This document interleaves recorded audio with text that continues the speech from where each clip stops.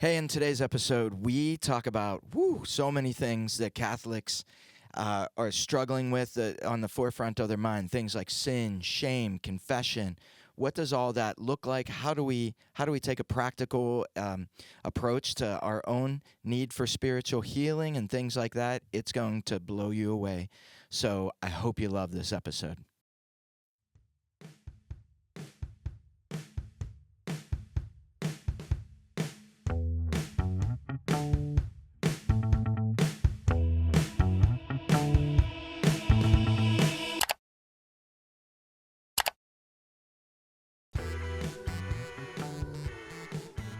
Well, what are we talking about? What are we talking about today? Well, so I just finished up a semester-long course in moral theology. Ooh. And one of the topics that comes up a lot in that course, or we spend a lot of time on it, is looking at human actions and how we evaluate them. And, you know, we were talking beforehand about confession, and it can be tough sometimes for people to know what to confess and then how to confess. You know, and we have the little pieces of paper and the little pamphlets and the little leaflets. Yeah. And I think we all agree that those aren't always so helpful. And then we get into a confessional situation and like we don't know what country we're in. It's different every time. You know, you go in, you do it one way with this priest, and he's like, no, you don't need to. You know, and then you try to do that way with another priest, and then they're like, no, you're supposed to. So we're left wondering, what in the world are we supposed to be doing? Confession is such a weird. I would say it's one of the most. Like you make your first confession when you're in second grade, you know. So it's like you have there's a very rigid sort of way that most faith formation teaches the rite of confession, you know, and I feel like I didn't graduate from a second grade confession until I was in my mid-20s. So like up until I was 25 years old, I was still making the equivalent of a second grader's confession. Yeah. What did that look like? Oh, just going in, making the sign of the cross, the whole bless me, Father, for I've sinned. You tell them how long it's been since your last confession, and then you say, and these are my sins. And you enumerate all of your sins. I mean, at 25, it wasn't so much like I was fighting with my brother or I pulled my sister's hair. It wasn't that, but it was still just like the list, like blah, blah, blah, these are the sins. Yeah. And a lot of times I was mixing mortal sins with venial sins and just like trying to cram every sin I could think that I did into that confession. And then, you know, the priest would usually try to say some words and then make me say my act of contrition, which was like the memorized act of contrition. You know, so it was like very ABCD. Kind of formulaic. You're done. Super formulaic. Yeah. And then, I met some people, priests that became friends of mine that really, they were like, oh, okay, it's time for you to mature a little bit in how you approach confession. But it's like most adults are, as with almost everything in the church, most adults are just left up to like discovering these things on their own. Like there's nothing or that relying really, on their elementary school education the whole way through their adulthood. Yeah, right. Yeah. So I get it. Yeah. Well, okay. So let's dig into this then.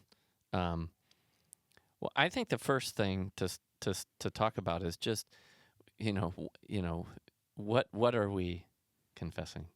And it's funny when I teach on human acts, a lot of times it's like it's just entirely new. They never even knew how to think about what an action is. Like, what does it involve? What does it entail? So, because that's what we have to evaluate and discern with our conscience. And a lot of people don't even know what their conscience is, quite frankly, you know. So you imagine like the little angels, on your shoulder, and this little conversation going on in your head, which is not necessarily your conscience Yeah. at all. Um, so let me just start with like a basic understanding of a human action. Every human act, when we talk about a human action, first of all, we're not talking about anything that's reflexive, like something I do reflexively. Okay. Okay, we're talking about something I do deliberately. So, and that means that I'm engaging my mind and my will in that action. I'm thinking about it, and then I'm carrying that action out on the basis of my thinking about it. Okay. Now, with any action, there's three parts of it that we have to reflect on. There's the goal of the action, or the end. We call that the end, or it's the goal. Like, what am I aiming at? Mm-hmm. What outcome am I shooting for? Okay. Okay, and we have to discern: is that good? Is that a good thing to aim at? Secondly, there's the means to the end. There's actually what I do to achieve that goal. What action do I take? Mm-hmm. And I have to look at that. Is that good? And then there's the circumstances of the action. There's the time and the place, and the context, and the how and the where and the when of my action. So I have to look at those things. So when I talk about an action, like I need to look at all three of those things, and I have to discern: are these three things, is the end good, is the means to the end good, and is the circumstances within which I'm acting appropriate? Like, in other words, is this the right time or place to be doing this thing? Yeah. Like, I might, like, for example, like, if let's just say, I'm using a real life example. Like, when I was growing up, I had this incredible need to talk all the time. And it's not that I didn't have things to say that were worth saying, but sometimes it's like the reason I wanted to say what I was saying was, because I wanted to hurt someone's feelings. Okay. Or it might be that my goal was okay in what I was saying, but I just couldn't help myself, and it wasn't the right time. Mm-hmm. So I would just I would push my thought in, even though it's like, this isn't the time or place to talk about that or to bring this up. I'm not saying this is a confessable sin. I'm just looking at this as an Yeah. action. Yeah. Yeah. Mm-hmm. Another example I use, like when I was a kid, I remember one time, I always tell this story. I was at the grocery store with my dad, and I grabbed these malted milk balls, like a handful of them, out of this bin, and I went up to the cash register. My dad was shopping for stuff, and I met him up at the cash register. I was probably like 7 or 8, and I said to him,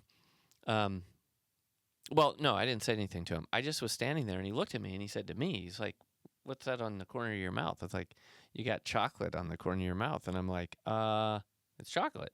He's like, "Well, where did that come from?" I was like, "Over there, I got some malted milk balls." And he's like, "You know that's stealing, don't you?" And I was like, "It is?" Like, I had no idea Mm. that. And I said, "Well, it said that it was like 75 cents a pound, and I wasn't getting a pound. So I figured this was my How rationale old to were you? him, 16? like 6 or 7." Oh. And so anyway, so he took me up to he took me, he looked at the cash register, and or the cash, the checkout person, Yeah. Yeah. and says, "What do you think? Should we call the police on him?" And the lady looks at me and says, "Nah, we'll let it go this time." But anyway, the Yeah. point is that, I couldn't evaluate. I didn't understand what I was doing there. Yeah. Yeah.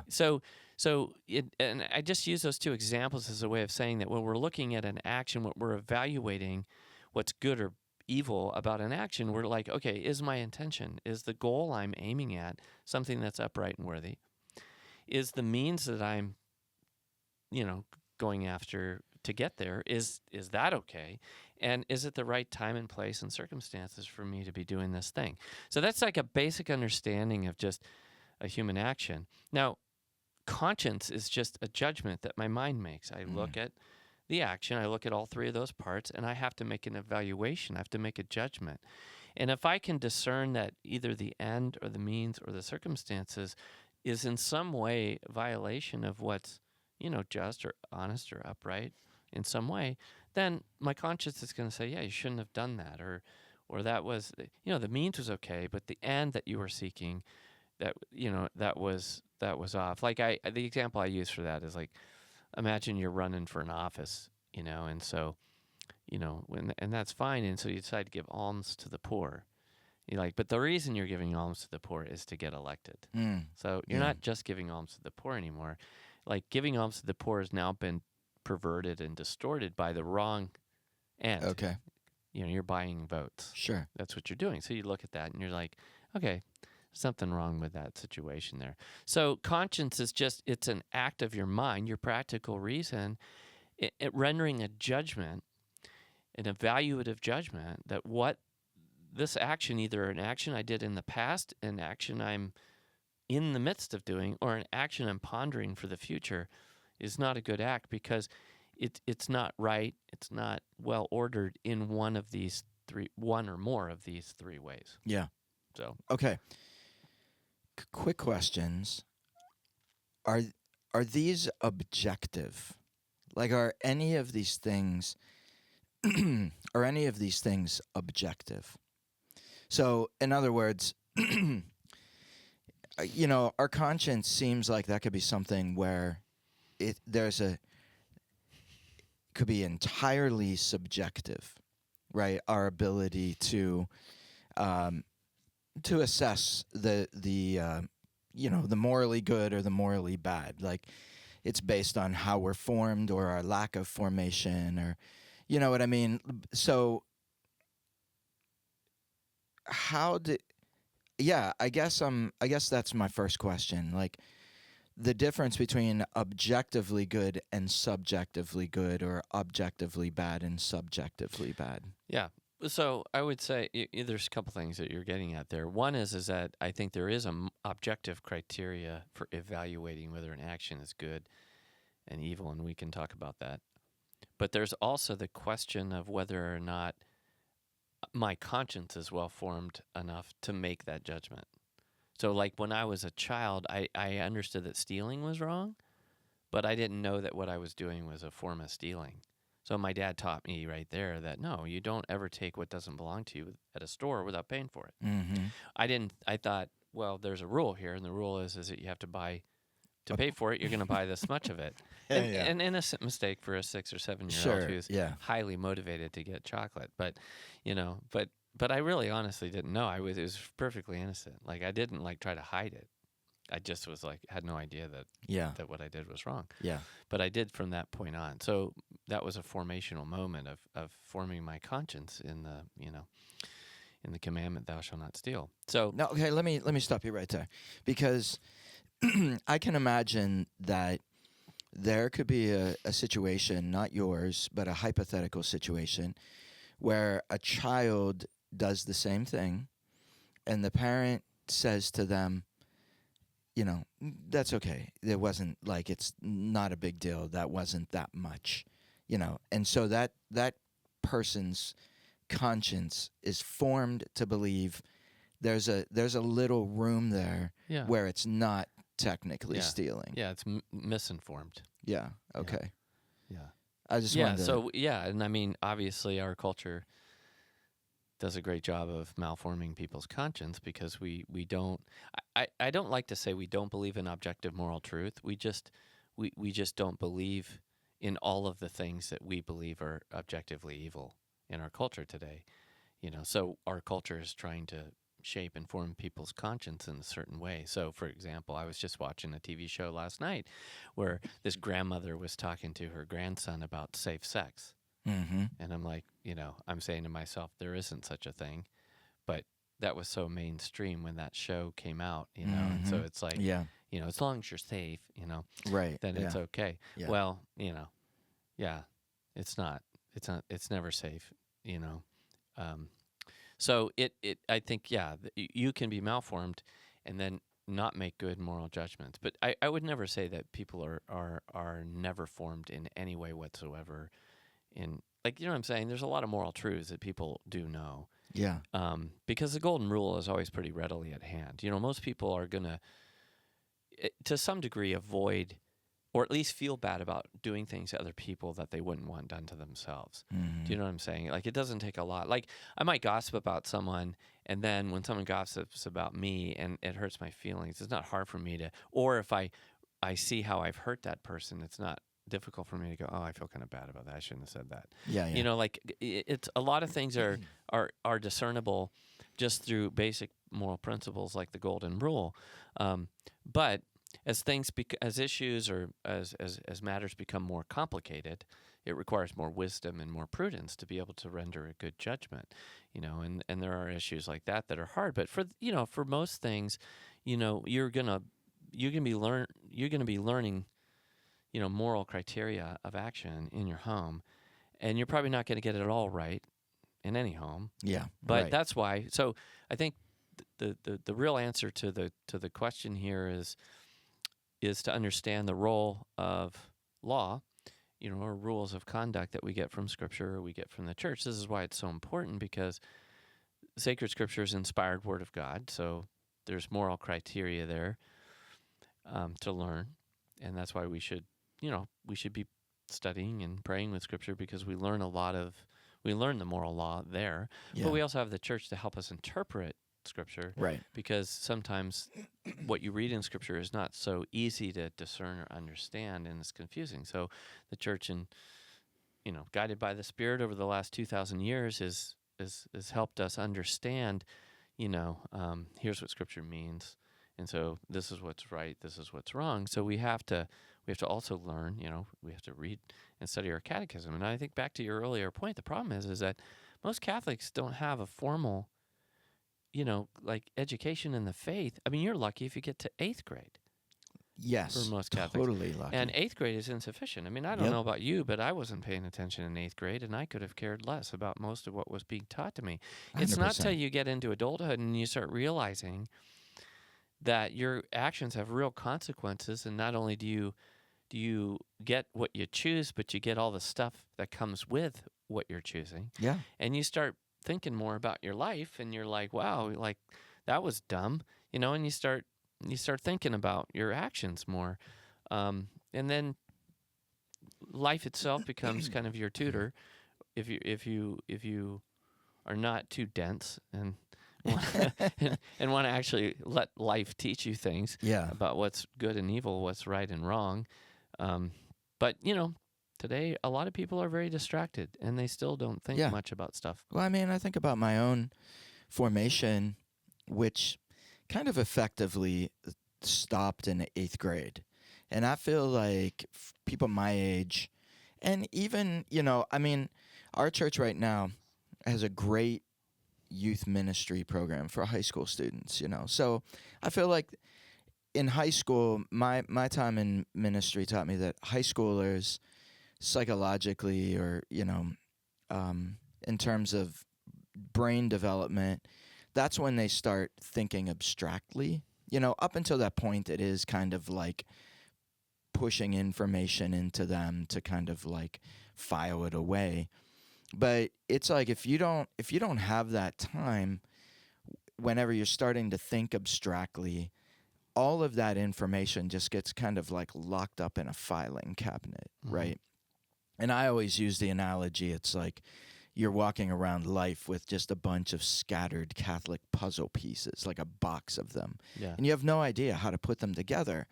And that it is unfortunate, and I still feel like to a large degree today, there's not that opportunity at most churches for adults to have this ongoing, real path of formation. It's so most adults, and myself included, thank goodness I had a mentor in my mid-20s, but most adults are just walking around with like an 8th grade, mentality towards the faith. Yeah, if that, I mean, some people are lucky to go through 12 years of Catholic education, but I can't say, especially when it comes to my personal life. It's easy to say, thou shalt not kill. And it's like, well, I haven't murdered anybody. I feel like that's a universally agreed upon one. I'm not committing adultery. I'm not, and it's like I can check that list, but it's like there's just so much more about how to live a good life. So, Well, I feel like and Scripture's filled. yeah, Scripture's filled with all sorts, especially the wisdom literature. If you go into like Proverbs or, Sirach or the Book of Wisdom, there Yeah. is so much advice in there about how to just live a sensible, virtuous human life that will reap its own rewards because yeah, it's just common sense, and you're not going to burn yourself by doing dumb stuff that ultimately harms you and harms other people and harms your relationships and whatnot. And we just nobody teaches people this stuff. right. That's why I love teaching this class on moral theology, and I Yeah. think to myself, I need to do this for anybody because Let's get it out there. Let's get it out there tomorrow. Yeah. Come on. I should. But but the other thing I want to talk about too is just also like talking about the gravity of something. I think a lot of times people, one part of being scrupulous is you can be scrupulous by thinking that something is a sin that's not a sin. Mm-hmm. But you can also be scrupulous by thinking that something is a serious sin when it's not a serious sin. Okay. So a lot of people can become, scrupulous for what we would call venial sins. Yeah. And, a venial sin, we commit hundreds of minor infractions every single day. And sometimes people can say, if I merely transgress something that is a commandment of God, then I am in mortal sin. Mm-hmm. And you're like, well, good luck not being in mortal sin all the time then. Yeah. Because they don't discern the gravity of what they're doing. And so, like, for example, let's say I'm flipping through a magazine and, there's some attractive person. I go, oh, my gosh, wow. And I like, there's a little bit of, like, there's a passing, fleeting feeling of lust that comes over me. Mm-hmm. Like, that's a venial sin. Mm-hmm. Now, compare that to getting into a regular habitual practice of looking at really, looking at like pornography all the time. Right. That's grave. Like there's something deadly about that because it will destroy you. But a lot of the things that go into our souls, our hearts, today we talk about like intrusive thoughts, or we can have intrusive feelings. And yeah, those intrusive kind of spontaneous things that occur to our hearts and our minds and our emotions, our imagination, our memories, those things are largely involuntary, and they do indicate that there's some level of disorder going on inside of me. But like those are not things that I would confess in the confessional. Those are things that would be taken care of in the ordinary course of just like the act of contrition or the penitential rite at the Mass. And some of those things probably aren't even sins because they're totally involuntary. So the other part of that, like besides the gravity of something, being discerning, is that we have to ask ourselves, is what I'm doing voluntary? Mm-hmm. Is it on purpose? Is it intentional? Am I moving myself to whatever it is that I'm doing? Or is it something that just kind of like I sort of undergo? For example, I might have something like a memory might trigger a really angry thought. And, if I sit and I choose to dwell and really stew in that to the point where I've really got myself worked up about that person, okay, well, that's probably sinful because I'm engaging my will and I'm actively, but if something triggers me and I have this kind of like sudden movement of emotion, it's like, that's not even a sin. Yeah. Yeah. If I choose to say, yeah, I'm not going to think about that, Yeah. then I've done the virtuous thing. And I just like, or, dear Lord, please bless that person who hurt me. Yeah. And you just move on with your moment. Uh, So there's the question of whether what I'm doing is voluntary or not. Yeah. Am I really engaging my will around this or not? Okay. So gravity. How does somebody, because the church does not have like a super neat kind of dictionary of like grave versus non-grave, and it becomes very confusing. And I imagine a lot of people out there have encountered this, myself included, where some priests will, in their counseling of you, will tell you that something that you're doing is a mortal sin. And then the next priest will kind of laugh at that and be like, that's ridiculous. That's not a mortal sin. Here's a great for instance. And this just happened very recently where I was sitting in a session about confession, and the person leading the session was talking about venial sins. And she's like, this would be an example of a venial sin. And she said how, she has a hard time loving this one person at her church. And she knows this person goes into daily mass every day and sits in the same seat. And so, she was having a particularly difficult day loving this person. And she went in and she sat in the seat that that person usually sits in. So that person had to go find. I'm laughing at the absurdity of this.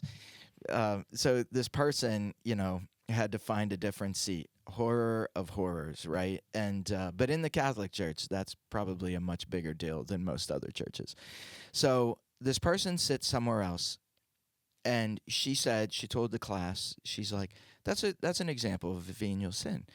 And the priest that was there stopped the whole class and was like, no, that's a mortal sin. Which, it was like somebody stuck a stick in a hornet's nest, like, because he went on to try to explain why it was a mortal sin. And everybody was like, oh my gosh, probably everything I've ever done in my life has been a mortal sin based on these criteria. You could tell it caused massive confusion. Yeah. So it's like, how do you, you have a priest, and in the church, of course, the priests seem to always carry this kind of moral authority with them. So how do you approach that? How do you know what's grave, what's not grave? What, you know what I mean? No, I do. And I think that that's a good example of confusing the species of an action for the matter, or the graveness of it. So it's like, yeah, that's a sin against your neighbor. Mm-hmm. But is it grave matter? Is the matter about which you're acting something that's really damaging and destructive to another person in that case? Well, no. So is that kind of the criteria? It's got to be a deep, for it to be mortal sin. It's got to be deeply violating. And this is the thing I think too that people often don't understand is like, any violation against the twofold commandment. I don't know why we call it the twofold commandment, quite honestly, because it's really a threefold commandment. It's love God and love your neighbor as yourself, right? Mm-hmm. And so there's self-love in there. So when you sin, you can violate your relationship with God, your relationship with yourself, your relationship with your neighbor. Well, you can think about venial sin or lighter matter as things that, that aren't, like they're not deeply destructive to a relationship.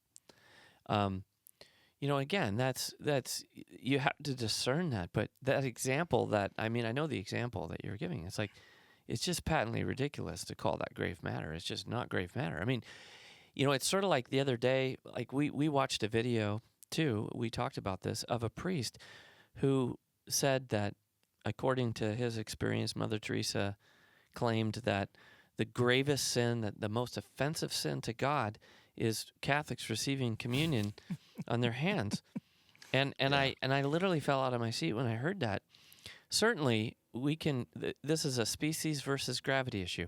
Certainly, receiving Holy Communion irreverently without one's heart being fully engaged in the process can be a sin. Mm-hmm.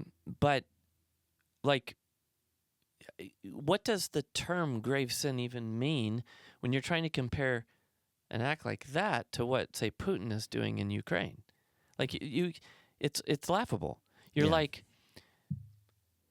the church has the authority to decide these things. So I'm very suspicious as to whether or not Mother Teresa actually said that, or if that wasn't taken out of context, or God forbid, she was so pious that that was her own personal perspective or personal view of the matter, and she just would be theologically she'd just be incorrect about that. Which you could look at it and say, wow, God bless her for feeling that deeply about the Eucharist, that she would perceive that in that way. That's one way to sort of, like, you could say, salvage what she's saying as something important for us to pay attention to. But in the church's theological understanding of the moral life, Yeah. there's just no way you can make that claim. So you can establish that this is a transgression because it violates a commandment or it violates some sort of precept of the church. But is the matter about which one is acting serious or grave? Yeah.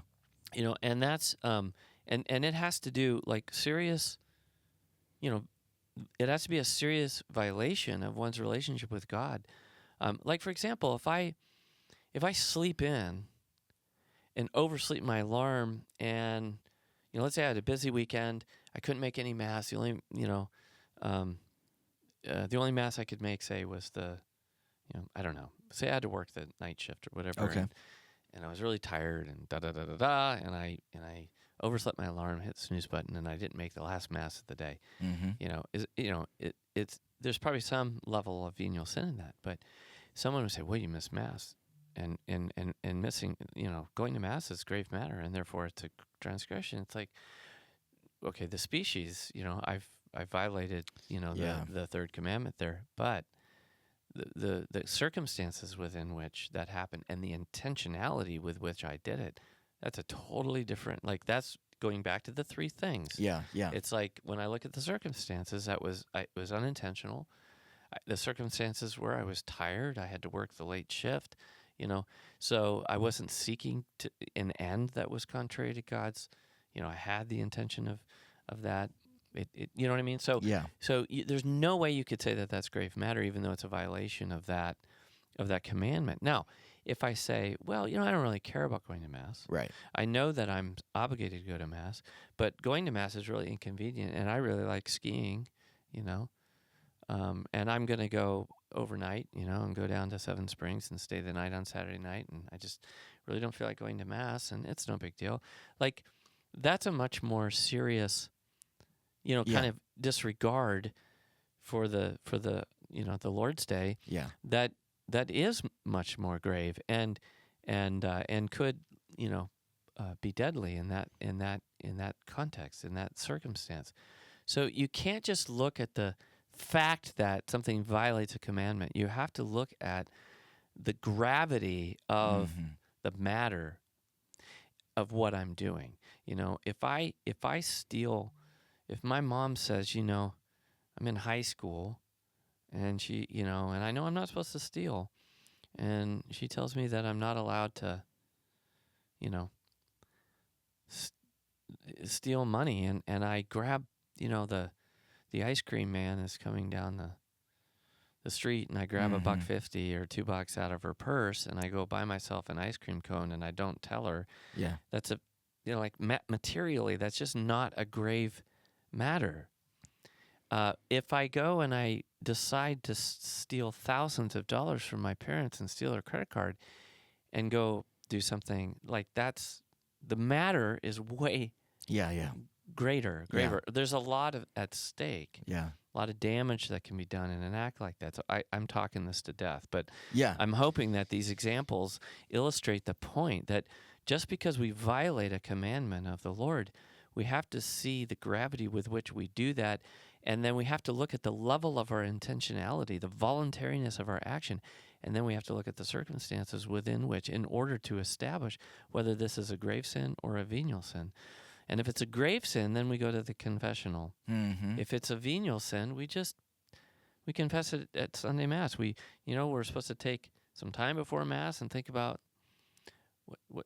how did my week look? Yeah. And are there things that I just was sloppy about in my week? And so you bring that, and when you make the act of contrition, or the confiteor, when you confess your sins at Mass, you bring those things to the Lord, and you say, I got to work on, these are things that I can do better. I need to step forward on this a little bit and keep growing as a virtuous person. The place I'm gonna look to evaluate is going to be the precepts, the commandments of God, and then I'm going to discern, did I seriously violate this or not? Yeah. I think that line that sometimes that's where it gets really tricky, is where the line exists, where the thing goes from kind of minor into like grave, like. And I guess that seems to me to be, that's just where someone has to, based on the, as best that they can with the formed conscience that they have, Right. they have to make that judgment call, like, versus a sort of very rigid black and white, like, nope, that, like, somebody else kind of saying, no, what you did there is objectively wrong, versus, like, that, where that line is at, versus before you cross that line. Like, Right. it has to be, it has to be the person. It doesn't seem like anybody else externally can kind of make that call Mm-hmm. objectively. Well, yeah, I think ultimately we do the best we can. I mean, people can help us. Right. Like we can seek counsel and get some input. But so what you're talking about there is culpability. And the question of culpability is also important because even if something is grave matter, to be culpable, I have to do it with knowledge that what I'm doing is grave matter. And I have to do it with the full engagement of my will, like freely, like voluntarily. So, a lot of times today, for example, there's a lot of bad moral formation going on in the culture, say in our educational system and schools and things. And so, like, say, let's take the issue of like fornication, and people are told that this is fine as long as these circumstances are in place, Mm-hmm. it's fine. Well, as Catholics, we would say fornication is always grave matter.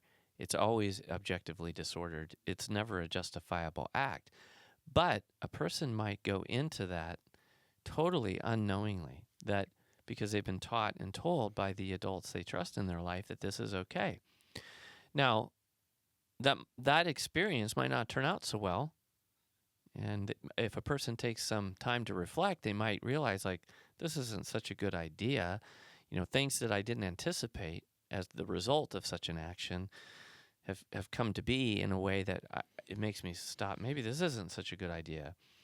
And it's interesting. I think there's actually more and more of that going on today. I think younger people are having less sex. And I think part of that is because all of the lies that they were told have Yeah. not borne themselves out to be as true as maybe they were led to believe. And so people are being reflective and saying, this isn't such a great idea anymore.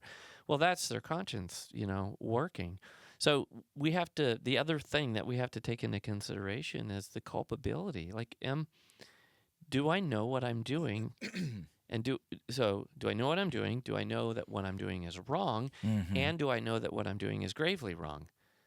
So something might be gravely wrong, but I don't know it's gravely wrong. Yeah. Or I don't even know it's wrong. If I don't even know it's wrong, I'm not even culpable for a sin. So, and so a lot of times people will slap this label of mortal sin because something is objectively disordered and grave. Right. They'll assume that it's a mortal sin, and that's also wrong to do that. And it's very dangerous to throw that language around, because when something is a mortal sin, it has to be voluntary. And to be voluntary, you have to know what you're doing. You have to know what you're doing is wrong, and you have to know that what you're doing is gravely wrong, and then do it anyway. Mm-hmm. So, and the sad part about it is that even if a person isn't morally culpable, a gravely disordered action is still destructive. Right. Yeah. You're not immune. It's just because a child doesn't know that what a hot stove can do to their hand, and they might not be culpable for touching the hot burner because they don't know what they're doing. Maybe no one ever told them not to do that. They're still going to burn their hand on it. There's still a natural consequence Yeah. to that thing. Right. As you're saying all this, because it's a lot for somebody, excuse me, it's a lot for somebody to keep all of these concepts in their head. You know what I mean? Like, they'd be saying, the Protestant church just makes it so easy. Like Jesus just kind of died for all of us, and so as long as I profess my belief, I'm saved. Like the Catholics make it really complicated, where you have to ask yourself, what is the goal of my action? What action am I actually taking? What are the circumstances? How well formed is my conscience? Is it grave? Is it not? You know what I'm saying? It seems like how does it's a lot to keep in mind. I can see why people are scrupulous Well, because they're like but hyper analyzing, like every single action that they're taking. yeah, but this is, don't confuse a theoretical explanation of this for how we actually learn these Yeah, things. So it's like if we're raised in a family that is teaching us these things, we pick these things up, becomes kind of natural to us, and we become more discerning. But we have to be formed and educated, and I think the problem today is that we're not being yeah, formed. So there's a lot of people that come to the faith and have this big conversion experience, and they don't know how to discern their own actions. But that's part of being an adult in the faith, is that you got to seek that formation, that education. And I hate to say it, but you've brought it up. Not, our priests are not always the best at giving counsel. Um, I think, as a former seminary professor, I think we could spend a lot more time. I mean, part of the reason I loved teaching moral theology is because I could speak directly into the pastoral reality of this to my seminary students. yeah, And when I teach in this program, I spend a lot of time about the pastoral context of people's moral challenges, and how do you discern these things, and how do you help people discern them, and how do you respond to people that are into in a moral quandary and stuck, because a lot of times we can be, harsh, or we can be very judgmental, or something along those lines, and we can actually make the problem worse, because we can make people scrupulous, or make people so filled with shame that they can't actually experience the mercy of God in a way that, because the Holy Spirit will guide us. yeah, But but we have to have that relationship with the Spirit, and we have to have that trust and confidence in God's mercy in order to really look at our actions honestly and say, there's times in which I might feel really horrible for what I do. And the Lord is like, that's a beautiful thing, but you're being too hard on yourself. Or you might be too flippant. yeah. And you're like, it's no big deal. Right. And if you have a relationship with the Lord Lord's going to say, like I can think of, like, as a parent, at the time, there were things that I did parenting wise to my children that I thought was so upright and righteous. Mm-hmm. And now I look back and I think, oh my gosh, I can't believe I said those things. And the Lord has shown me, Yeah. like, that really was not a great way to handle that situation. And so then I grow, and my moral awareness grows, and I have to shift and change, how I engage Yeah. on those things. But it's, if I have a prayer life, if I'm in relationship with the Lord, if I'm really trying to learn from the church and Scripture, I think we can find the answers that we need. The problem is most people don't do that. Well, right. And I wrote down that word change.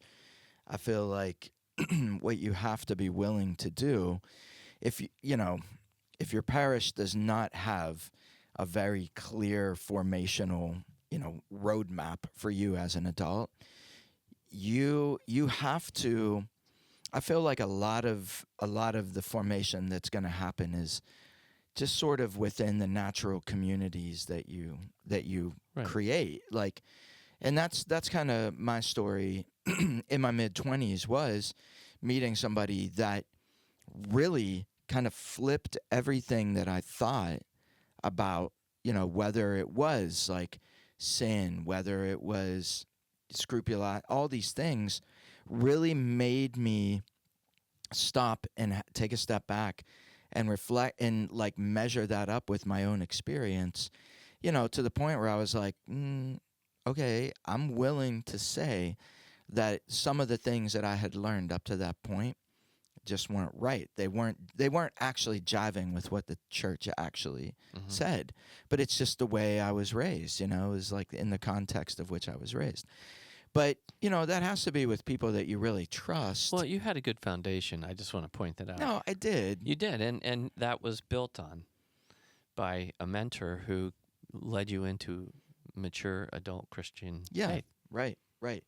And the other thing I was going to say is that, you were talking about how some of these things can make us scrupulous personally, but it also can make people very judgy of everybody else's Yes. actions. Yeah. Like we have a very and I feel like that's even been a part of my life, is like seeing everything, seeing all actions in these very clear categorical right wrong kind of things. Yeah. And the reality is, and I know people hate to like think of this, but there is a lot of gray space, like, and it is because of all these little topics that you're bringing up. Let me just really quick interject here, because it's gray because we don't know people's intentions. Right. We don't know the circumstances and the Correct. context within which they're acting. Yeah. So when we go to a place of judgment, we're only basing our judgment on what appears to us. And that's a very imperfect and partial view of the picture. That's why Jesus says, don't judge. Yeah. Because most of the time, you might look at a person who looks real stellar on the outside, and their moral life is an actual train wreck. Mm-hmm. And you look Right. at someone else, and you're like, well, they're a mess, and they have almost no culpability, and their intentions are so pure and upright, they're just lost in the universe, Yeah. and they're just doing all the wrong things, but they don't know any better. So we shouldn't be judging Mm-hmm. at all. But we tend to do that, judge when we're being scrupulous. So if we're holding the ruler up to ourselves and we're operating out of a place of shame and we're constantly beating ourselves up, we are going to hold the ruler up to other people to justify ourselves. So, if we learn to be more curious, honestly detached, curious about our own Yeah. behavior and our own interior states, our own intentions, and allow God in there, and allow the light of the Spirit to just illuminate, try to do that without being in a place of shame. Just be curious. Like, I have this habit. I know it's not good, but I don't understand why I do this, Lord. Can you show me where this is coming from? Yeah. Most often, the Lord's going to show you something that you never even thought about, never even occurred to you. Yeah. But the more you can be in that space and be compassionate with yourself, the more merciful and compassionate you're going to be with others. Yeah. So,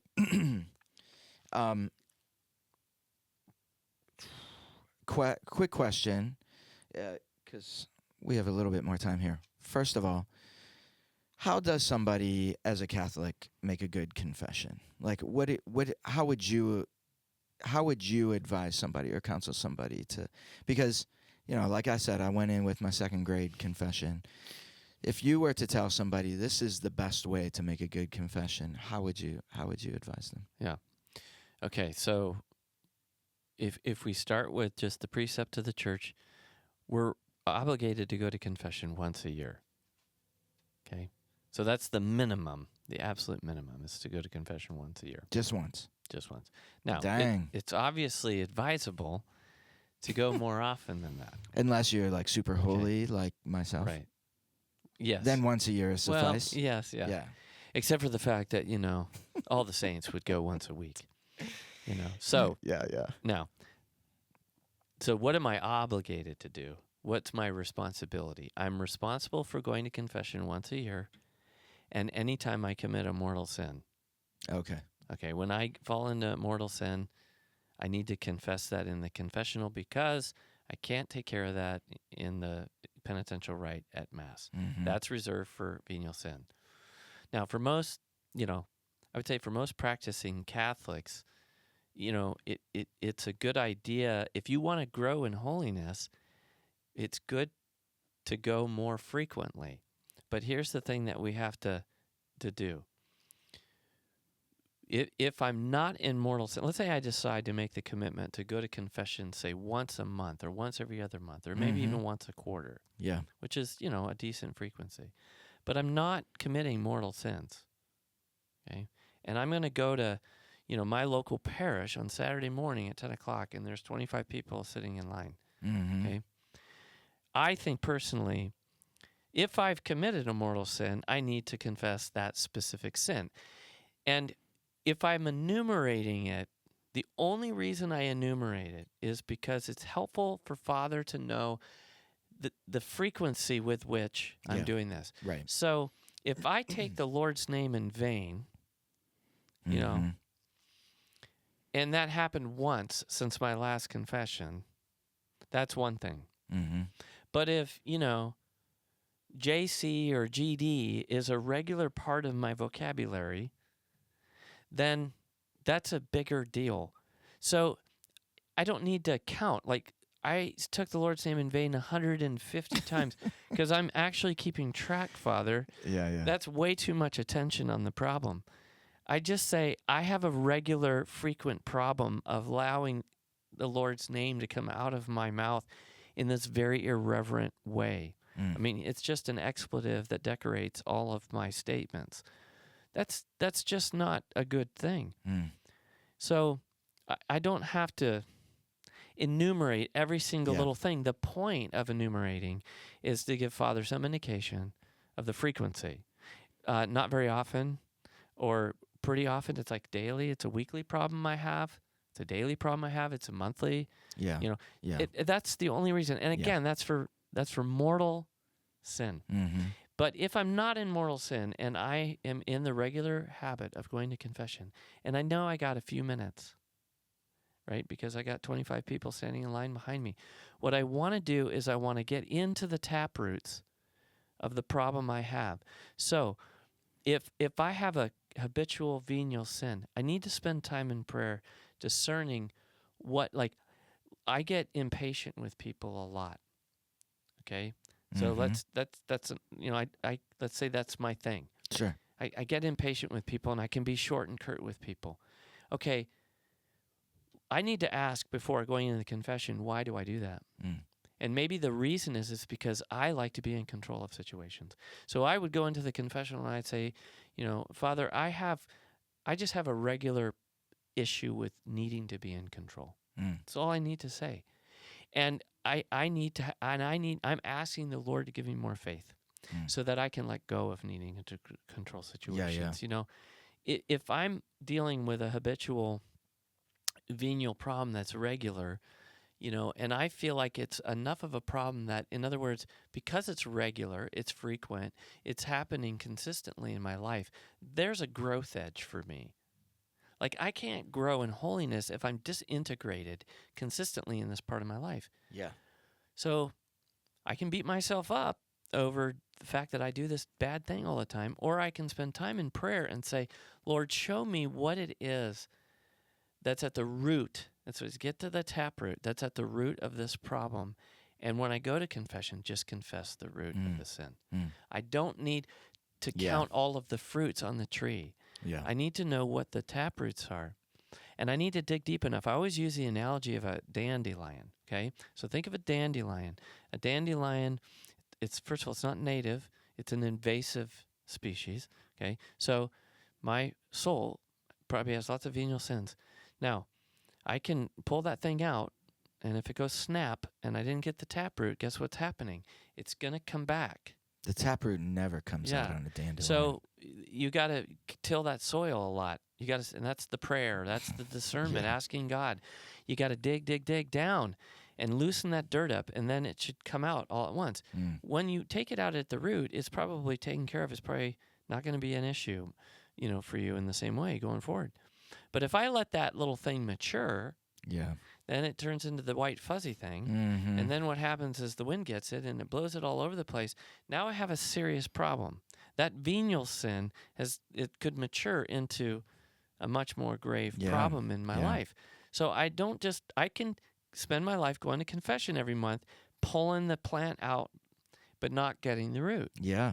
But if I don't spend enough time digging down and asking the Lord to show me why I keep doing this one or these different things habitually, Yeah. because there's a wound there that the Lord needs to heal. So I got to get down to that, and that's what I need to confess, because that's the origin of the problem. That's good. And so I don't need to, it'll never get to the fuzzy, little, whatever those things, pods, that spread all over the place. Yeah. It never gets to that. Wow. And again, I can rototill, or I can hoe my garden out and, cut the heads off of all the weeds, and it looks good. Yeah. For about 3 or 4 days. Right. And then they all come back again. You got to get in and you got to dig it out by the roots. I'm never going to look at my yard the same, because you're saying it and I'm like, my yard is so pathetically analogous to my life. It's like loaded with dandelions. Yeah. Loaded. Well, every fall, to stick with the analogy, every late fall and early spring, I go in, and every little sprout, I let all the little weeds sprout up, and I go and I dig them out. Dang. And then when I get through the spring, I just don't have a lot of work to do. So I've learned, like, if you let it go, it becomes an unmanageable mess. Yeah. And even if it's just all venial sins. And it looks so nice at first. Yeah. And then it turns ugly really fast. But it's the perfect metaphor of our moral journey in life. That if we just take the time in our daily prayer to be detached and curious. One of the things I've learned to do, and I know this sounds totally nuts, but when I'm doing the thing that I can't help myself doing, I've learned actually, I let it happen because it's happening. And then I just pray right there. Why? Here I go again. Here I go again. That's the phrase. It's like, Lord, help me understand why I do this. Yeah. It's like this morning, I left the house and one of my children triggered me because he wasn't managing. Because that's what they do. Yeah, but he wasn't managing his time, and I was all sideways, and it's my little temper, and it's like, yeah, it's just a control issue, a control issue around time, and part of my issue around time is that I'm terrible at managing my time. So when my kids don't manage their time well, it's just a friendly little reminder that I don't manage my time well, and I'm not really mad at them. I'm mad at myself. Yeah. I see myself in them, and it's too much of me. So I have to take that to prayer. It's venial. It's not. I'm not going to go to hell for that. I'm probably going to do very little purgatory for that. I have to learn patience. I have to learn detachment. Same old themes. So when we go to confession for mortal sin, we name it outright, and we go to work on the roots of that. But with venial sin, we don't have time on a Saturday morning in the confessional line to sit there and enumerate all the little things that we do, imperfectly and half-baked. What we need to do is spend time discerning what are the 3 to 5 key areas that are bearing this bad fruit consistently in my life. And if we get down to that and confess those things will start to disappear. That's good. That's really good. One more thing, because I feel like this is all related, but one thing we talk about a lot in Catholic circles, and even we joke about it a lot, is this concept of Catholic guilt. I feel like people, it's like cringy sort of joking, because people deep down realize that they're kind of like bound or motivated by this sense of guilt that it seems like it has been part of our conditioning as Catholics. Like, what's your thought? Is it? I can see how on some level guilt can be a good thing, like a motivational kind of thing versus shame, But I don't know. What are your thoughts on the whole concept of Catholic guilt? Well, 2 things occur to me. One is I think by Catholic guilt, we're really talking about shaming. Okay, yes, that is. So we've created a culture of shaming within, within the church. And it's funny because the kind of left-right divide in the church today, conservatives routinely create shaming cultures. Yeah. And liberals spend the rest of their life trying to liberate themselves from the shaming culture. So what they try to do is they try to justify their sin to not feel guilty or ashamed of themselves. And both responses are wrong because Jesus didn't do either one. Yeah. So I think that's the first thing, is that we've got to stop shaming and stop living in places of shame. And that goes back to what I just said a few minutes ago about being curious. God expects us to be weak. He's not surprised. Like, even if we do a horrible thing, it's not like God's like, oh my gosh, I never thought of that before. How in the world? Like, are you serious? You're the first one in the history of the human race who's ever done this. Yeah. And we just think, you're like, oh my God, and it's like, we have to, the way I've got myself out of the scrupulosity or the self flagellation and the shame pit, and even with serious sin, how do I get myself out of being so focused on myself and being so focused on how horrible I am, being self-loathing and oh yeah, is I learned to be curious. I've learned to be curious about my weaknesses and really study them and ask the Lord to show me, like, where is this coming from? Why do I do this? The Lord, in His very gentle way, will just go, well, just take a look at this. Like, take a look over here. It's probably referred pain.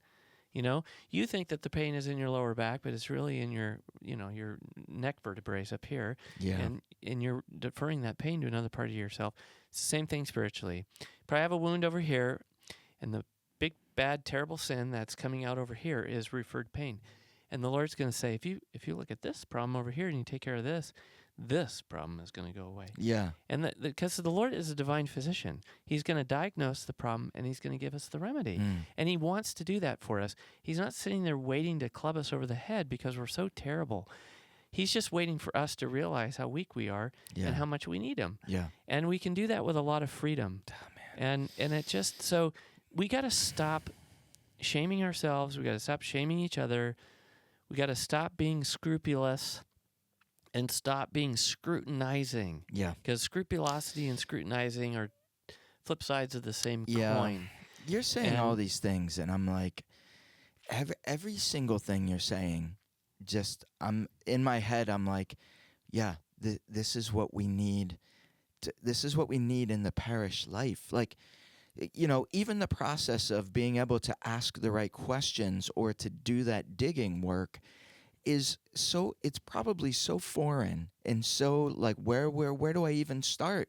Most people would say, even if they have that desire, and where do they go? Where do they go to? They come to preambula group. Well, right, of course. I mean, honestly, no, I know, and I want. This is why we do it is what why we exist. do, because I know. there needs to be a forum where Catholics can get the formation, the interior formation they need.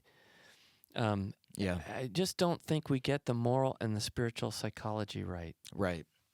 And that's why we're always talking about these things on the podcast, because you don't hear it. There's a lot of Catholic commentators out there that give you kind of the doctrine and the objective, but don't help us understand what it's like to experience what we're undergoing as we try to be faithful, and discerning the wheat from the chaff, and understanding that Jesus was the greatest psychologist that ever lived. And He teaches, he's the doctor for the soul. He's the soul doctor. And He wants to help us get the mess that's inside of us all sorted out and healed. Yeah. But we just, in the typical parish, I will say there's more and more of the good stuff happening in our parishes. There really is. I'm seeing more, like one of the parishes nearby keeps bringing in these Catholic psychologists that are helping and giving talks and doing workshops for the parishioners on a lot of these kinds of themes. But I don't see every parish doing that. Yeah. But I'm like, hats off to that parish, because this is important stuff that we need. It has to be ongoing. That's the thing. It can't does. it right. And I do appreciate that.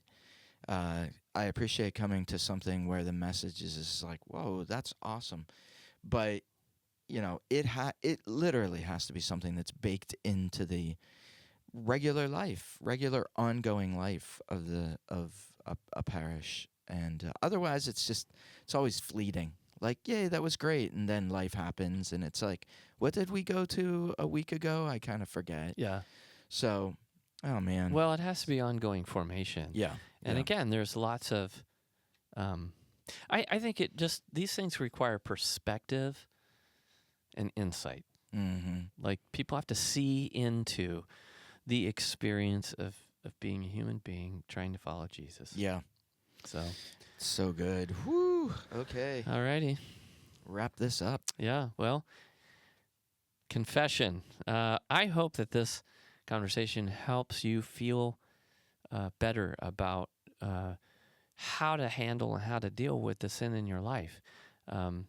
Spend more time, learning what the church has to say, because the church's teaching is so beautiful, but so often it doesn't get handed on very well, or we don't have access to it. We're busy, but it's so valuable to spend time in Scripture, in the Catechism. It also is important to just spend time gaining wisdom and insight and perspective on what goes on inside your own heart, and allow the Lord to show you that, because when He does, it's really liberating, and it's freeing to the soul, and it makes our hearts feel alive. So, just want to, I think this is almost the last time we can say Happy Easter, but God bless you all, and we'll see you in the next episode. See ya. The Wise Guys Podcast is a production of Preambula Group, a Catholic ministry dedicated to helping you thrive in the heart of Jesus. Visit us on the web at preambula.org and follow us on social media.